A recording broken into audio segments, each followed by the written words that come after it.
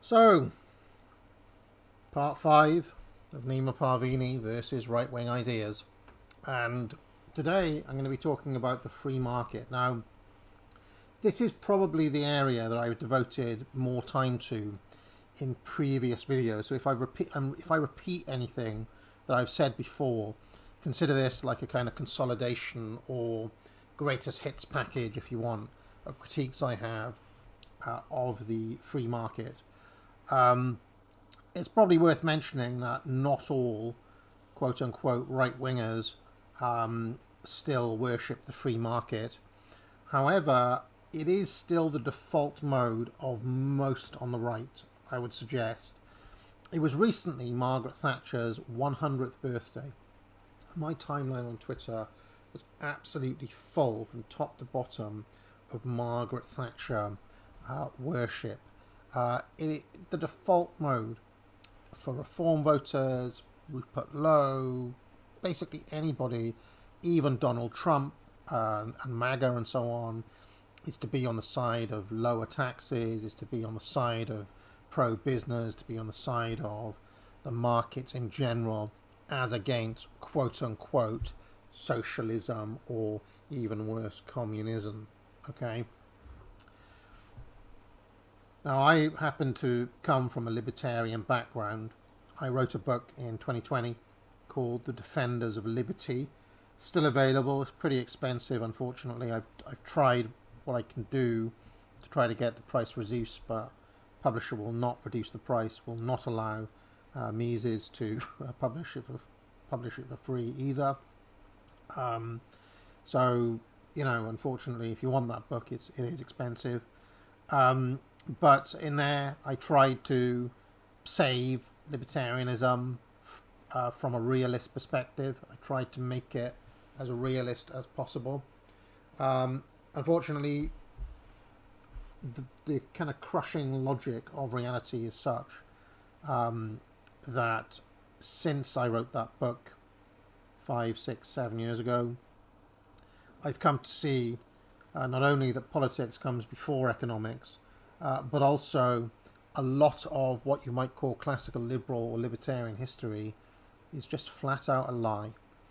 And I'll talk more about that after this ad, which is for promo code SHREDDER, which gets you 25% off all courses. When I come back, I'm going to explain why I no longer believe in the free market. It's promo code SHREDDER. World-class education denied to you by school, denied to you by woke university?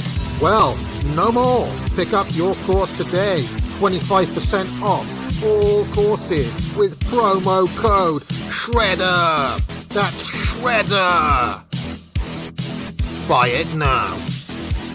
So, as I mentioned, the fundamental problem with the free market, classical liberalism, libertarianism, is that it's just built on a lie, okay? And not just a lie, but a laughable, empirically untrue lie, okay? The British Empire, and I've got all these books up here are about the British Empire. Now, I have to admit, I haven't read all of them. They look cool on the shelf. But I've read a good deal about the British Empire. Not all of these books, but a good number of them have I read, as well as specialist books in the economic literature as well, economic histories of Britain. And the idea that the British Empire was laissez-faire, was promoted free markets, is just ridiculous. It's just ridiculous, okay? For one, it coerced many of its trades. It used gunboat diplomacy. It locked in monopoly contracts. And then what they call comparative advantage, or Ricardo's law of comparative cost, or as Mises calls it, the law of association. They, that whole thing of, well, you give Y, you get wine from France and in exchange you give wool, therefore we're going to specialise in wool, you specialise in wine. All of the wine manufacturers in Britain will go bust, all of the wool manufacturers in France will go bust, and reallocate to more productive ends as Britain becomes a wool powerhouse and France becomes a wine powerhouse, as an example, right? This was a justification for imperial rule, not for actual, what they call free trade between nations. It was used to justify hyper-specialised economies in colonies of the British Empire, which then forced them to trade. So let's pretend, I used the example before of chocolate in Ghana, right? Chocolate in Ghana.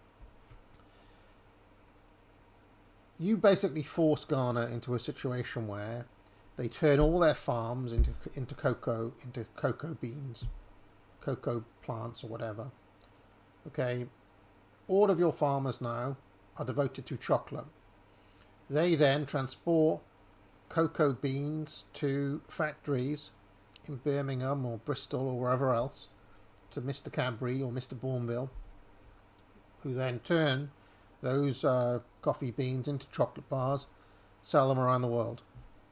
That was the basic model. But also, Ghana now has an imbalanced economy because it's specialised under the division of labour, because it is maximising its competitive advantage, right? Its comparative cost. Ghana now is forced into a situation where it is now food dependent. It has to depend on Britain for food imports and for other trade goods that it needs that it's no longer producing because it's put all its eggs in the chocolate basket. And this is what the British Empire did pretty much around the world. And on top of that, to add insult to injury, it forced sometimes it was formal colonies.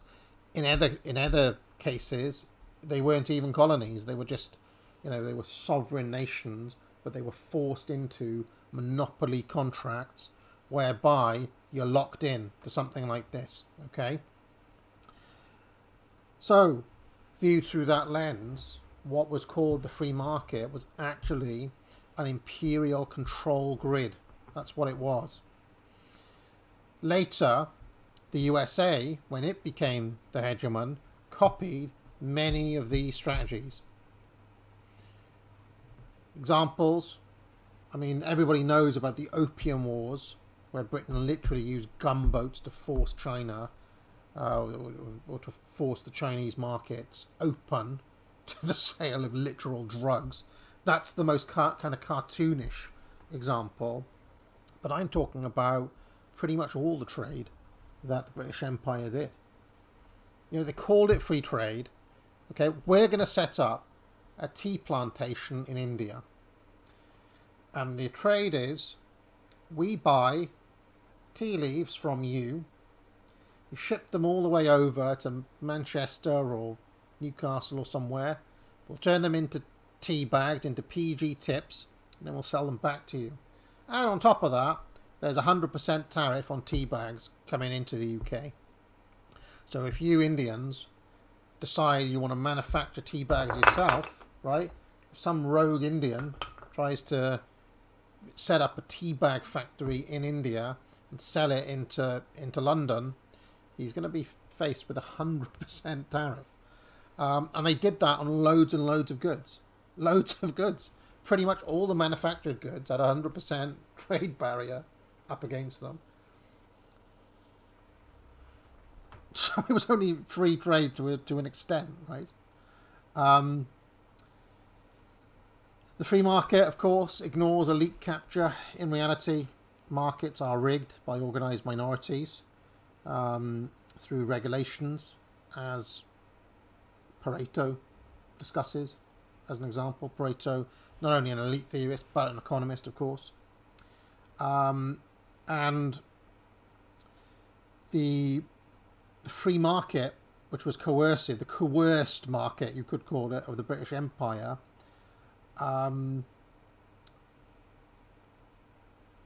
basically they made a lot of money, but through that. But let's not pretend that so let's come back to the point. The lie that libertarianism and classical liberalism tell is that the greatness of this country, the wealth of this country, or the wealth of America, was built on the free market. It was built on uncoerced trade. That is just not true. It's just, there's no part of it that's true. Or it's only true in like a very dishonest technical sense if you consider these coerced trades as being quote unquote free. Okay, what else have I got here when it comes to this? I don't want to get into, I obviously there's lots and lots and lots of anti-British Empire material. I don't want to get into stuff like the famines and so on, because too much is made of that, in my opinion. What I want to focus on is the substantive lie, which is that what was actually happening here was just people trading freely. Okay, as I go and buy an apple from a shop, so too, this is what was happening on an international level. Countries that didn't play ball had a habit, if it wasn't a direct war, maybe it'd be a coup, maybe it'd be a colour revolution, maybe there'd be political instability. They did this in country after country after country. And they called it free trade. It's just kind of the barefaced cheek of it. And now you've got and then you had, when they were trying to sell the American version of this, people like Milton Friedman and all of the other libertarians trying to then say, oh well, look how well Britain did out of it. Just a lie. It's just a lie. So, yeah, we don't even need to get into some of the other critiques I've had of the free market over the years. Like, for the one example I remember is how procurement managers within supermarkets, within any firm, basically become the ultimate decision maker rather than the consumer. It's not a case of consumers voting product in and out of existence. It is procurement managers putting products in front of consumers, and increasingly they're the ones who make the choice. Now it doesn't always work. Do you remember the massive push for plant-based burgers? That was almost entirely done top-down. That was one example where they kind of gave up because they were literally just sitting on the shelves. So, but the fact is, all of the bits of the machine work to try to put that in product in front of you. And in many cases, the product never even reaches you because the decision's already been made by some middle management procurement person. Another thing I've talked about before is the severance of ownership and control that you get with organisations like BlackRock, whereby, in a weird way, the kind of the ownership is socialised between all the millions of people who hold pensions and things, but the control is concentrated. The political power is concentrated, but the ownership is diffuse. I've got an old video called "What Marx Got Right," which talks about this. Much older video. I've also talked about how mergers and acquisitions, the decline of antitrust, proper antitrust being executed by the federal government, by European Union, etc. People look back to the 1950s, Pat Buchanan's childhood, say, well, why do things look so great in the 1950s? But then they don't look at the fact that there were huge, robust protections in place for the mom and pop store. that the post-war moment in both Britain and America was an artificial creation of Keynesian economics and economic protectionism, with robust antitrust laws and trust busting, which protected the little guy against the big corporation. And over the decades, those protections have gone away. And then what you get is the gobbling up. The big Leviathan, massive corporation gobbling up all your favourite little companies. To the point where you can run an exercise. And I tell you what actually alerted me to this. It was over some debacle involving the company Johnson and Johnson. Oh no, Gillette. It was Gillette. It was Gillette. It was the Gillette toxic masculinity advert. Do you remember that? And I said, from this moment on, I'm going to boycott the mother company of Gillette, which is Procter and Gamble, P&G. And my daughter, AAA, was a baby at that time. So it was about 5 years ago. And what this alerted me to was just how many products are made by Procter and Gamble. It was almost impossible to boycott Procter and Gamble, especially if you had a young child, because they didn't just make like the number one nappy, right? They made the number two brand as well. And if you go into any shop and have a look at all your favourite chocolate bars, your Fry's Turkish Delight and your Cadbury's Dairy Milk and your Mars bar and so on, you look on the back of who actually makes these. They're all owned by the same like one or two companies. And what I found is across almost every single product, you get the Coca-Cola, the big market leader, about 70% share. You get the Pepsi, about 30% share, and then you get a ton of like smaller players, which is typically supermarket's own brand. So you're not really getting choice. You're getting the illusion of choice in many cases. It's not really that much different from getting your, Soviet-issued chocolate bar. What's the difference, really? It's just like two companies. 3 companies at most. The actual variety of things has reduced over time because there aren't protections in place against, quote unquote free market. So yeah, all of these things really are reasons not to be up for capitalism in current year. I mean, there are so many other things I could say. This is a huge area. But I think I'll leave it there. I think I'll leave it with just a couple of the little lies that are told about the British Empire and the parallels that you could make between those tactics and the tactics you see from the American Empire. It's just a kind of smokescreen for the interests of the current ruling class, which is a conclusion that Marxists came to a long time ago. They just happen to be right on that particular front. So, yeah, let me know if you've got any kind of objections to this. My point is that the free market has never even been seen. It's never even been seen. And so the arguments that show it working in practice are all bad faith. They're all just lies. It's just a lie.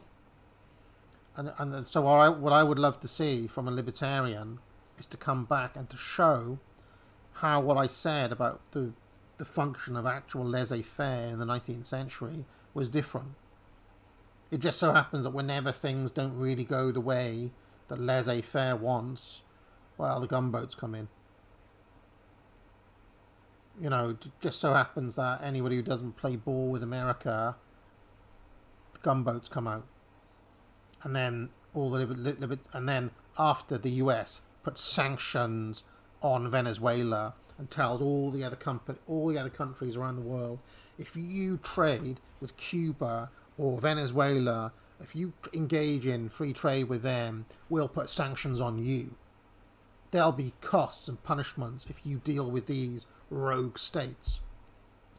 And then, of course, once they're starved of cash, once they're starved of inward foreign direct investment, once they're starved of trade, and they inevitably go tits up, all of the libertarians then say, ha ha, look, that means socialism didn't work. Look at the socialists, they're eating out of bins. But why? Why did that happen? It happened because they were literally crippled by America. So, yeah, I mean, these are... What I'm saying is the same bad faith that you get from the libertarians arguing about the British Empire also apply to current dynamics in the American Empire. So, yeah, that is why I'm not up for the free market, friends. Pick up a course at the academic agency, promo code SHREDDER, and I'll be so interested to see what the comments are on each of these videos. I'm trying to do them all without seeing. Unfortunately, I've seen the comments on the first video, but this is an interesting exercise, to say the least. Alright, join me again tomorrow, where I'll be doing more Neema Parvini versus right-wing ideas. If you liked this video, be sure to like and subscribe. You can join the channel for thousands of hours of past shows in the archive and hundreds of videos. If you have any questions, you can leave a super chat or a super thanks, and I'll be sure to pick it up during my weekly office hours, which run every Tuesday afternoon. I also provide courses at the academic agency, which I encourage people to buy. Thousands of students now have taken the Trivium to improve their skills in writing, logic and rhetoric. Just 3 of many courses available. Buy it now. But most importantly of all, friends, get out.